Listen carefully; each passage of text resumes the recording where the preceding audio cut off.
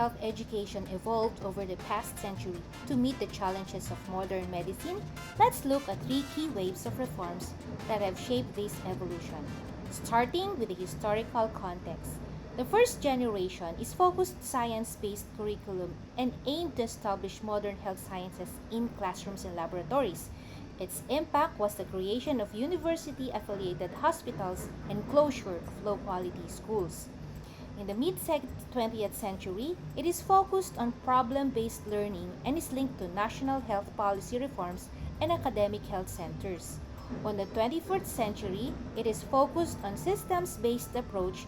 It's emerging but still underdeveloped. The global patterns of reform has a diverse implementation. Some institutions still follow the first generation's traditional curricula, many have adopted the second generation, and few are transitioning to the third generation. Has your institution educational system adopted each? The following are early innovations which laid the foundation for the transformational reforms of the 20th century, like in India for the classical text, in China for lectureship, Arab and North African civilization, which flourished in medical education, and early contributions to medicine by Mesoamerica, Greece, and UK. Explore different people who also laid foundations. Florence Nightingale wasn't just a nurse. She was a pioneer in modern health education.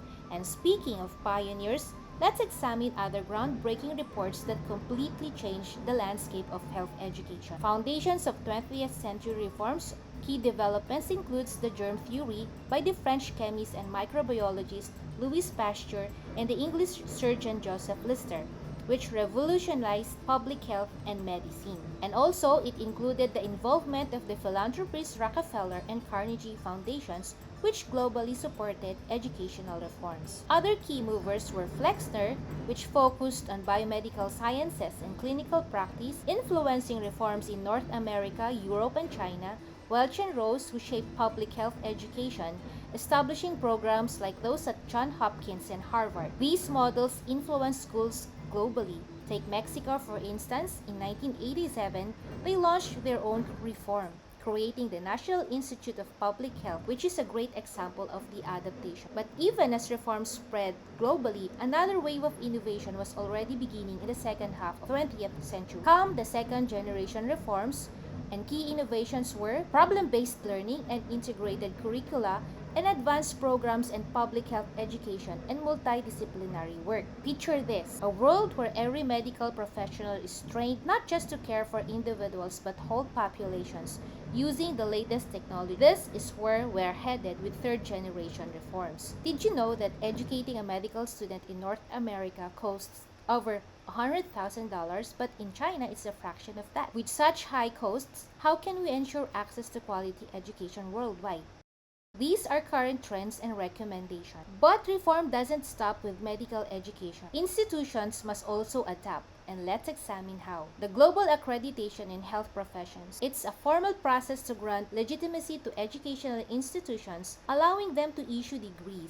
It ensures that graduates are qualified to meet population health needs. For global diversity and accreditation, there is a variability on the accreditation percentages and regional differences. For global diversity in accreditation, there is a variability in accreditation percentages and regional differences.